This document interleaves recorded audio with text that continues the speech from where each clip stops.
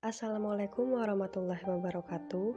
Perkenalkan, nama saya Ismi Pranestika dengan NIM 1119018130027. Di sini saya akan menjelaskan 12 materi tentang mata kuliah Bahasa dan Sastra Indonesia. Terima kasih. Materi yang pertama yaitu kata benda. Kata benda adalah kata yang mengacu pada benda, orang, dan konsep. Kata benda dibagi menjadi dua, menurut wujudnya dan proses pembentukannya. Menurut wujudnya ada kata benda konkret dan abstrak, sedangkan menurut proses pembentukannya ada kata benda dasar dan turunan. Beberapa contoh dari kata benda adalah penglihatan, mobil, ayah, udara, jalanan, dan lain sebagainya. Materi yang kedua yaitu identifikasi diri. Identifikasi diri adalah tanda pengenal seseorang yang terdiri dari nama, alamat atau tempat, umur, dan lain sebagainya. Terdapat jenis dalam nama diri diantaranya kata ganti Tuhan, contohnya Allah, nama diri persona, contohnya Nabi Adam, nama diri kalender, contohnya Revolusi Prancis, benda khas geografi, contohnya benua Asia, dan nama benda, contohnya Simeong. Materi yang ketiga yaitu kalimat sapaan. Kalimat sapaan adalah kalimat yang digunakan untuk menyapa seseorang. Dalam setiap daerah terdapat perbedaan dalam menyapa orang. Ada macam-macam kalimat sapaan, seperti kalimat sapaan kepada orang yang lebih tua dan kalimat sapaan kepada teman sebaya. Contoh kalimat sapaan kepada orang yang lebih tua, Mas Angga mau berangkat kuliah. Sedangkan contoh kalimat sapaan kepada teman sebaya, Hai Angga, bagaimana kabarmu? Materi yang keempat yaitu dialog, prolog, dan epilog. Dialog, prolog, dan epilog adalah unsur yang penting dalam karya sastra. Dialog adalah percakapan antara dua orang. Prolog adalah awal dari cerita atau pengantar cerita yang ditunjukkan untuk menarik minat pembaca, sedangkan epilog adalah kesimpulan dari cerita, dan ini berada di akhir. Bisa juga disebut dengan intisari. Materi kelima adalah membaca. Membaca adalah keterampilan seseorang untuk meningkatkan wawasan dan memperluas daya pikirnya. Terdapat jenis-jenis membaca, diantaranya adalah membaca nyaring dan membaca senyap. Membaca senyap terbagi menjadi dua, yaitu membaca ekstensif dan intensif. Membaca ekstensif meliputi membaca survei, sekilas dan dangkal, sedangkan membaca intensif terbagi menjadi dua, yaitu telaah isi dan bahasa.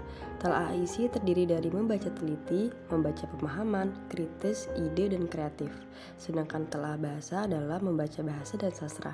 Klasifikasi membaca sastra terbagi menjadi dua, yaitu memindai dan skimming. Materi yang keenam adalah puisi. Puisi adalah karya sastra yang berisi bahasa yang indah dan bermakna.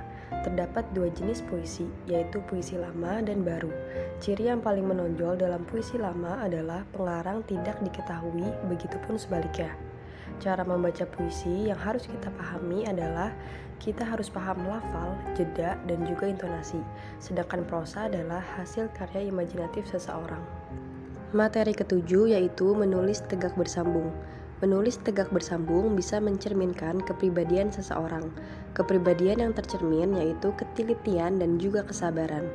Hal ini perlu diajarkan kepada anak usia dini. Menulis tegak bersambung bisa ditulis menggunakan buku garis tiga atau tipis tebal. Hal ini harus diulang-ulang dan pastikan siswa sudah memahami dasar huruf tegak bersambung agar mereka bisa mempraktekannya dan bisa menguasai. Materi ke-8 adalah ringkasan. Ringkasan adalah cara efektif menyajikan karangan bentuk panjang ke dalam bentuk yang singkat, tetapi tetap mempertahankan urutan isi dan sudut pandang pengarang. Sedangkan ikhtisar lebih kepada intisari pada penulisan tersebut. Ringkasan itu dibagi menjadi dua, yaitu ringkasan sinopsis dan juga simpulan. Nah, ciri-ciri dari ringkasan yaitu tidak meninggalkan urutan karangan, kerangka dasar tampak jelas, memangkas gagasan utama, dan terakhir bertujuan untuk memangkas gagasan. Materi ke-9 yaitu parafrase. Parafrase adalah menulis ulang informasi sesuai dengan bahasa kita sendiri, tapi tidak mengubah makna asli dari tulisan tersebut.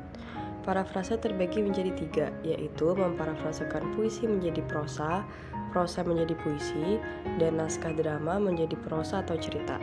Dalam memparafrasekan sesuatu, kita harus paham betul apa yang ingin kita parafrasekan. Kemudian kita catat keywordnya dan kita kembangkan dengan bahasa kita sendiri. Materi ke-10 adalah surat. Surat adalah sarana untuk menyampaikan informasi dari pikiran, hati, maksud atau kehendak kepada orang lain. Surat terbagi menjadi dua, yaitu surat resmi dan juga pribadi. Surat resmi biasanya dikeluarkan oleh lembaga, seperti surat kuasa, perintah, dan lain-lain. Dalam menulis surat resmi, kita harus memperhatikan komponen-komponennya, seperti kop surat, tujuan, dan lain-lain. Sedangkan surat pribadi adalah surat yang ditulis atas nama pribadi, seperti surat keluarga, surat terbuka, dan lain sebagainya. Materi ke-11 yaitu formulir dan kwitansi. Formulir adalah secari kertas yang berisi informasi, catatan, atau instruksi yang akan diteruskan kepada individu atau organisasi lain. Formulir bisa berbentuk kertas atau elektronik. Contoh formulir itu ada formulir pendaftaran, penilaian, dan juga transfer. Sedangkan kwitansi adalah bukti penerimaan uang. Contoh-contoh dari kwitansi adalah kwitansi transaksi produk, bukti pembayaran, cash receipt, dan transfer uang. Materi terakhir yaitu pidato.